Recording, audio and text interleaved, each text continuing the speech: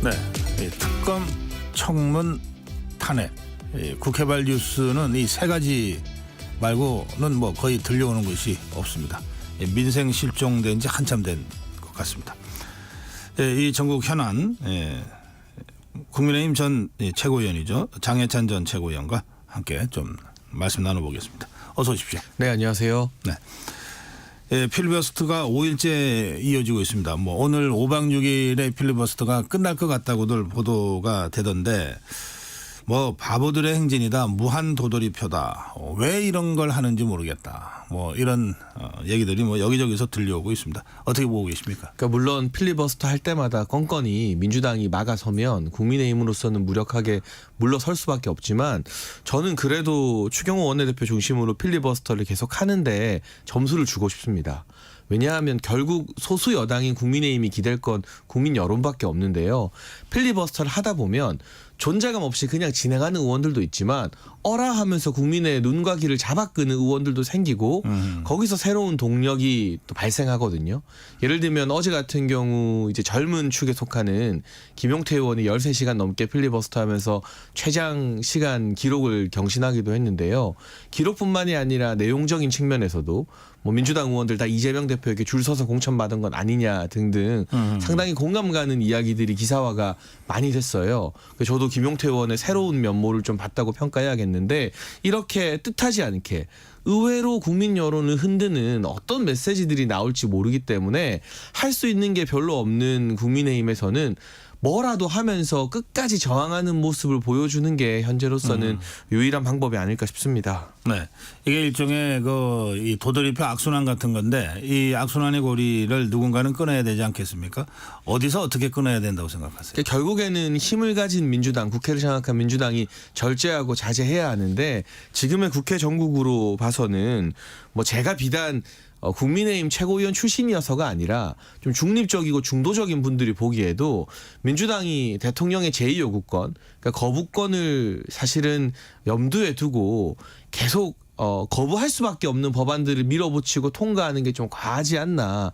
이 부분에서 민주당의 이재명 대표 후보 뭐 사실상 확정이죠. 이재명 대표나 원내 지도부가 좀 이성을 찾을 필요가 있다고 생각합니다.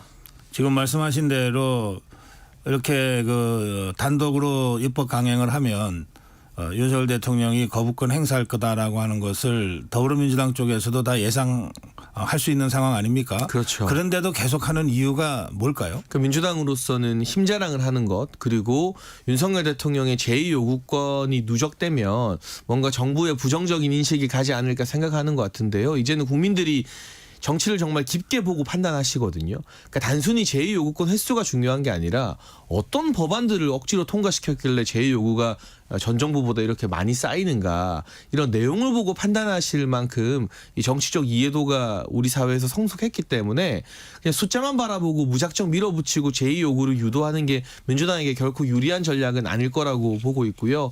비록 총선에서는 민주당이 크게 승리했습니다만 그 이후에 총선 승리 컨벤션 효과가 정당 지지율로 이어지지 않고 있잖아요. 민주당의 정당 지지율이 위험하다 이런 분석도 많이 나오고 있는데 대선을 바라보고 있는 이재명 대표 입장에서 폭주하고 있는 민주당을 본인이 좀 제어시킬 필요가 있지 않을까. 그게 오히려 이재명 대표에게도 도움이 되지 않을까 하는 생각이 듭니다. 이재명 대표가 제어를 하겠다고 결심하면 제어는 될까요?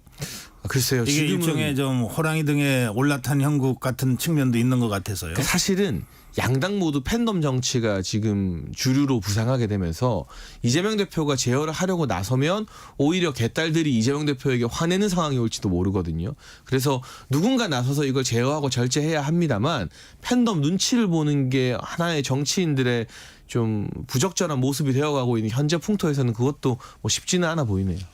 예. 지난번에 이제 대통령이 제2요구를 하면은 국회에서 재표결 하잖아요. 근데 늘 재표결에 이탈표가 있냐 없냐 이제 이런 걸 가지고 이제 살펴볼 수밖에 없는데 네.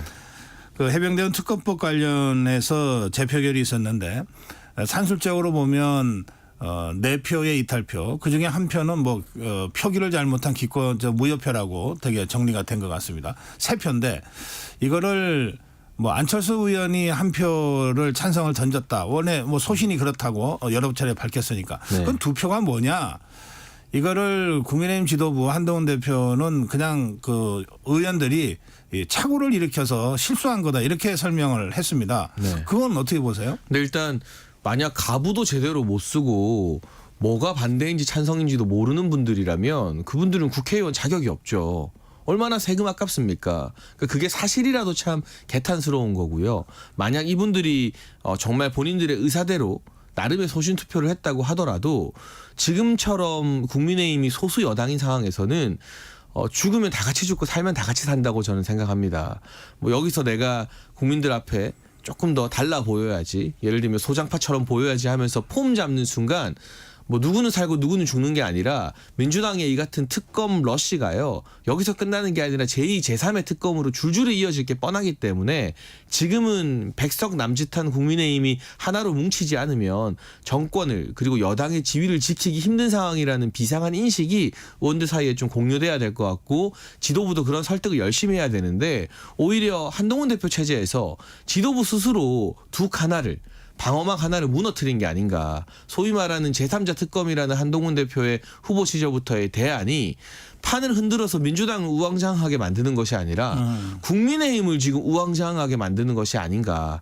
다시금 한동훈 대표가 초심으로 돌아가서요, 국민의힘을 오합지졸이 아니라 단일 대우로 만들기 위해서 본인의 이 제3자 특검안을 저는 철회할 필요가 있다고 생각합니다. 아, 그래요.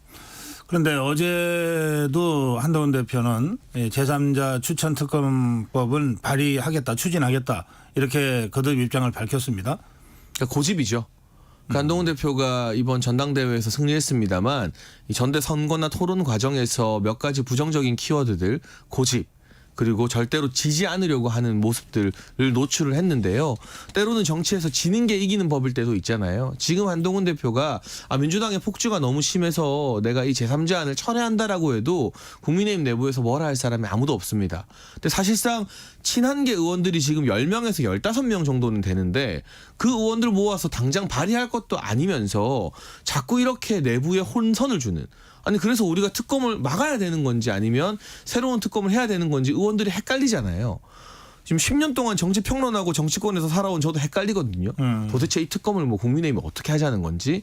그러니까 이런 식의 어떤 적전 분열은 정치적으로 올바른 스탠스가 아닌 것 같고, 자신이 내세웠던 말을 주워 담기 쉽다. 그러니까 나는 틀리는 게 없다라는 어떤 일종의 고집으로 보이는데 그 고집을 꺾을 때 저는 좀 더 큰 리더가 될 수 있다고 생각합니다.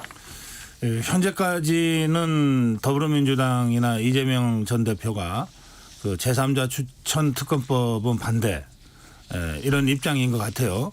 그런데 더불어민주당에서 이제 두 번째 부결되고 또 추진하겠다 그러는데, 그러면 또 부결될 가능성이 많지 않습니까? 네. 이제 그런 그 정세 속에서 그냥 차라리 제3자 추천 특검법이라도 받자 이렇게 입장을 선회할 가능성이 있다고 보십니까? 그러니까 민주당이 만약 그렇다, 우리는 한동훈 안으로 제3자 특검법을 발의하겠다라고 나오면 네. 그때 한동훈 대표는 정말 외통수에 걸리는 거거든요. 물론 제 전망은 수사의 범위라던가 특검의 명칭 등등 다른 부분을 이유로 민주당 안을 안 받겠죠. 안 받아야 하는 게 맞고. 하지만 갈수록 궁색해집니다. 그러니 지금 단계에서 민주당의 여러 가지 특검 폭주나 탄핵 폭주에 대응하기 위해 네. 이 안을 철회하는 것이 결코 모양 빠지는 게 아니거든요. 그냥 한동훈 대표의 고집을 한 번만 꺾으면 되는 겁니다. 근데 한 대표가 본인이 한 말 지키겠다고 고집을 계속 부리면 국민의힘과 지지층 내부에서 혼란이 계속되고 이걸 민주당이 먹잇감으로 이용할 수 있어요. 그러니까 지금 한동훈 대표의 제3자 특검은 민주당을 흔드는 게 아니라 국민의힘을 흔드는 어떤 민주당의 먹잇감이 되고 있다. 이런 네. 현실 인식을 좀 냉정하게 할 필요가 있습니다. 아까 그 친한계로 분류되는 의원들이 한 10명, 15명 정도 되는 것 같다고 말씀하셨잖아요. 네. 그 이제 그러면 이 국회의원들도 다 이 현실 정치의 어떤 면에서는 의정 분위기나 이런 거를 한동훈 대표보다 더 체감하고 있을 수가 있는데, 그러면 이 친한계 의원들이 한동훈 대표에게 그런 조언을 하거나 또는 고언을 하거나 설득을 하거나 이럴 가능성은 없습니까? 근데 현재까지의 드러난 정치 행보를 보면 어떤 조언이나 설득이 잘 먹히는 스타일은 사실 아닌 것 같아요. 그래요? 본인이 한 말을 반드시 지키겠다, 지지 않겠다. 뭐 지난 토론에서도 나경원 전 원내대표와 설전을 보면 한마디도 물러서거나 양보하는 모습이 없었잖아요. 그래서 친한계 조언이 좀 먹혀야 될 텐데라는 걱정이 들고요. 친한계 의원들도 본인들이 정말 자신이 있었다면 전대 끝나고 실명 걸고 제3자 특검법 내가 대표 발의하겠다 해야 된다 하는데 그 10명이면은 발의가 되는 거 아니에요? 그럼요. 근데 예. 그분들 대다수 또 한동훈 대표와 팀을 이뤄서 최고위원에 당선된 분들마저도 지금 특검 논의 더하는 건 실익이 없다라고 물러서고 있잖아요. 아하. 그러니까 국회의원 경험이 있고 지역구 선거 해본 분들은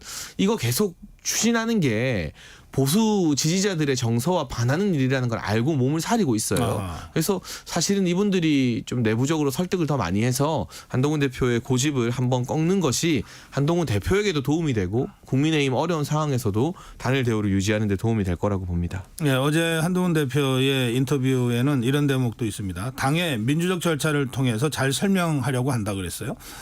한동훈 대표가 얘기하는 당의 민주적 절차가 구체적으로 뭘 의미하는 거죠? 뭐 궁극적으로는 의총 추인이겠죠. 의총이겠죠. 이 정도 예. 사안이라면 의총을 가야 되는데 이게 의총을 넘을 수 있는 사안이 아니고요. 뭐 제 개인적으로 확신하건데 친한계 의원들도 이 특검법 발의에 자기 이름 올리는 거 되게 부담스러워할 겁니다.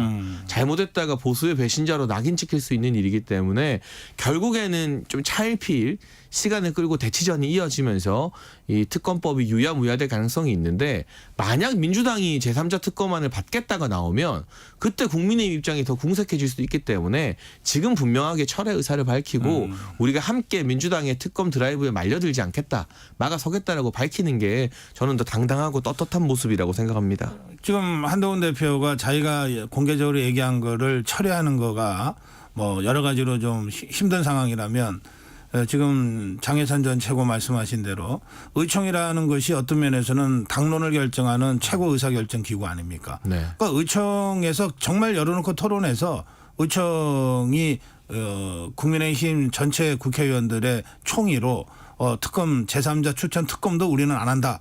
이렇게 결론 내려버리면 되는 거 아니에요? 그렇죠. 그러면 되는데 당대표인 자신의 주장이 의총에서 꺾이는 모습이 나오는 것도 별로 원치는 않으시는 것 같거든요. 그런가요? 그러니까 네. 좀 이런 애매모호한 상황을 만들고 시간을 끌겠다는 것 같은데요.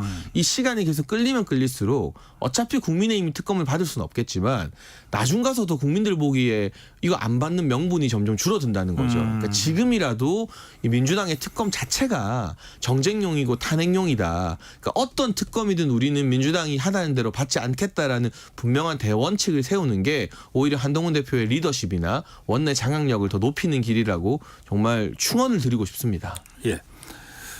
예, 그런가 하면 지금 한동훈 대표는 이제 대표로서의 그 인사 권한을 가지고 이제 지명직 최고위원도 한 명 이제 지명을 해야 되고 또 이제 당직 인사도 해야 되잖아요. 1차적으로 사무총장을 서범수 의원을 임명하는 거로 시작을 했는데 그런데 정정식 정책위 의장의 임기는 1년인가요? 네. 원내대표와 함께. 네. 그래서 지금 2달밖에 안 됐는데 정정식 정책위 의장에 대해서 한동훈 대표의 이 지지자들이 뭐 댓글로 문자로 뭐 압박을 가하는 이런 양상이 벌어지고 있습니다. 이 상황은 어떻게 보십니까? 일단 저는 서범수 사무총장이나 박정아 비서실장은 잘한 인사라고 생각합니다. 제가 뭐 한 대표에게 좀 비판적이지만 이 두 분은 제가 지도부할 때부터 원내에서 평이 참 훌륭했던 분들이고요. 원래 사무총장이나 비서실장은 자기 편한 사람, 그러니까 친한 게 사람 쓰는 게 맞아요. 그러니까 저 여기에 대해서는 인사에 대해서 왈가왈부할 게 없다고 보는데 보통 지명직 최고위원이나 이런 자리 같은 경우는 없는 탕평이라도 만들어서 하는 게 일반적인 지도부의 모습이고 저희가 김기현 지도부를 구성할 때도 지명직 최고위 같은 경우는 강내식 의원이나 김혜지 의원 등 소위 말하는 뭐 친윤 핵심보다는 유승민 전 대표와 가까웠던 분들 이렇게 탕평을 하기 위해서 노력을 했거든요. 그게 언론의 요구이기도 하고. 근데 이 정책위 의장 정정식 의원 같은 경우는 없는 탕평이 아니라 그냥 추경호 원내대표 파트너를 그냥 놔두기만 해도 탕평 인사로 평가를 받아요. 그런데 이걸 굳이 긁어 부스럼을 만드는 게 당내 화합이나 당정 화합, 특히 정말 치열한 전당대회 거친 이후에 한 대표 이 리더십에 무슨 도움이 될지 일단 잘 모르겠고요. 뭐 새로운 지도부에서 사의를 표하는 게 관행이라고 강조하는데 총선 패배한 사람이 그다음 전당대회에 안 나오는 것도 관행이죠. 그러니까 그렇게 관행을 따질 것이 아니라 이것이 당정 화합이나 당내 화합에 도움이 되느냐 안 되느냐를 따져야 되는데 그 측면에서 저는 자연스럽게 정정식 정책위 의장을 유임하는 게 네. 당내 화합에 도움이 된다고 보고 있고 뭐 일각에서는 최고위 구성 5대4, 4대5 이런 거 말하는데요. 당대표 권한이 워낙 막강하기 때문에 이게 5대4냐 4대5냐를 떠나서 웬만하면 정말 이상한 일만 아니면 대부분 다 당대표가 하자는 대로 최고위원들은 손을 들어주게 되어 있습니다. 네. 근데 이걸 5대4나 4대5에 집착하는 것 자체가 내가 당내 장악이나 나의 리더십 정치력에 좀 자신이 없다는 반증이 되기 때문에 그 숫자에 집중하기보다는 허심탄회하게 정정식 의원을 찾아가서 차 한잔 하면서 이야기를 나누는 게 정치이지 지금 계속 소위 말하는 한 대표 강성 팬덤 한 딸들이 막 악플 테러에서 오죽하면 SNS도 비공개하고 또 한동훈 대표의 대변인 출신이나 입들이 나서서 외곽에서 막 자극하는 거 그러면서 정정식 의원에게 상처를 내고 있잖아요. 전 이거는 궁중암투라고 생각합니다. 이런 궁중암투 안 하겠다고 했으니 지금이라도 뭔가 명쾌한 결론을 한동훈 대표가 내는 게 맞다고 봐요. 우리 그 정해찬 전 최고가 바로 이 문제식 때문에 뭐 개딸과 한 딸이 뭐가 다르냐 이런 취지의 글도 SNS에 올리신 것 같아요. 그 진짜 똑같다고 생각하십니까? 뭐 아직까지 그렇게 예단할 단계는 아닙니다만 네. 걱정스럽긴 합니다. 그러니까 우리가 팬덤이 있어서 선거를 이기고 팬덤 없어서 선거 지는 건 아니거든요. 지난 대선 때 저희가 이기지 않았습니까? 이재명 대표 그 강성한 개딸이라는 팬덤이 있음에도 불구하고. 근데 지금 한동훈 대표의 팬덤 제가 뭐 편의상 한 달로 지칭했습니다만 이분들이 같은 당내 의원들 페이스북에 막 악플을 달고 문자 보내고 전화로 항의해서 업무 마비시키고 이런 모습은 보수 정치에서 보여왔던 모습이 아니고 저희가 그동안 비판해왔던 개딸과 상당히 닮아 있는 모습이라 우리가 개딸들이 막 난동을 부릴 때 안 좋은 모습 보일 때 항상 요구했던 게 이재명 대표가 나서서 자중시켜라는 거였거든요. 네. 한동훈 대표도 이제 당의 대표이고 지도자라면 이런 이 한 딸들이 당내 분열을 초래하는 모습에 대해서 쓴소리도 할 줄 알아야 돼요. 그렇지 않고 묵인한다면 방조한다라는 책임을 면키 어렵기 때문에 정정식 의원을 교체하느냐 마느냐 저는 이 여부보다 오히려 이 과정에서 한동훈 대표 팬덤이 막 악플 테러를 가하는 것에 대해서 우리가 문제의식을 느끼고 이건 아니다라고 지금부터라도 미리 선을 긋는 게 정치적으로 보수 정치를 건강하게 만드는데 훨씬 더 중요한 어떤 하나의 분수령이라고 생각합니다. 예. 예, 아직은 한동훈 대표 지지자가 이재명 대표 지지자보다는 그 조금 강도가 좀 낮다. 그렇죠. 이런 취지의 말씀을 하셨어요. 네. 근데 놔두면은 똑같이 갈 수도 있다. 그러니까 미리 사실은 그러면 네. 지금 한동훈 대표가 나서서 자제를 시키면 자제가 될 수 있는 상황이다. 이렇게 보시는 것 같네요. 모르죠. 다만 그럼에도 불구하고 뭐 한 대표 입장에서는 아니 내 팬클럽이 한 게 내가 한 것도 아니고라고 할 수 있지만 그럼 똑같이 이재명 대표도 아니 내 팬클럽이 한 게 내가 한 게 아니다라고 면피할 수 있는 거거든요. 그러니까 보다 더 엄격한 기준을 가져야 되고 네. 지금부터라도 이 동료 시민이란 말 자주 쓰시잖아요. 동료 의원, 동료 정치인에게 테러를 가하는 것에 대해서 이건 내가 원하는 방향이 아니다라는 지속적인 메시지를 내는 게 팬덤이라는 왕관을 가진 정치인이 짊어져야 될 무게라고 생각합니다. 예. 지난주 주말이었죠. 검찰 서울중앙지검이 김건희 여사 명품백 관련 또 도이치모터스 주가 조작 의혹 관련 소환 직접 대면 조사를 했습니다. 근데 이제 그 후에 그 검찰 대검과 서울중앙지검 간에 이런저런 좀 갈등도 있었는데 지금은 이제 뭐 봉합 수순으로 들어가고 있는 것 같습니다만 이 사안은 어떻게 보고 계십니까? 저는 죄송한 말씀이지만 이원석 검찰총장과 대검이 그동안 뭐 하다가 뒤늦게 이창수 중앙지검장이 취임하고 수습해 보려는데 이런 어깃장을 놓는지 이해가 안 되고요. 문재인 정부에서도 도이치모터스 같은 경우는 2년을 끌고 있었고 윤석열 정부에서도 2년 동안 결론 못 낸 사안을 이 새로운 중앙지검장이 결론 내려고 용기 있게 나섰고 이 파우치와 관련된 수사도 마찬가지입니다.